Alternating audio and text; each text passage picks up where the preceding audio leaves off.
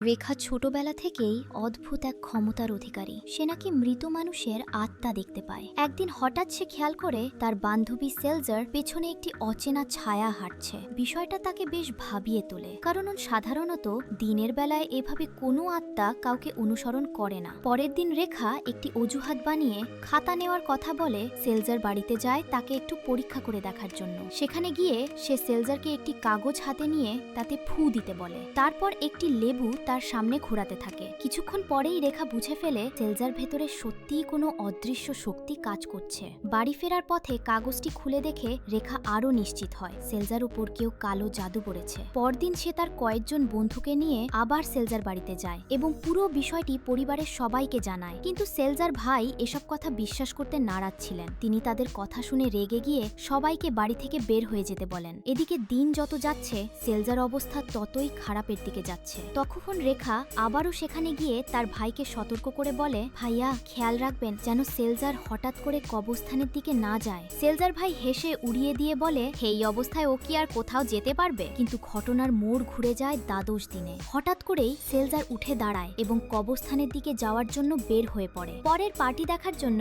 Please subscribe.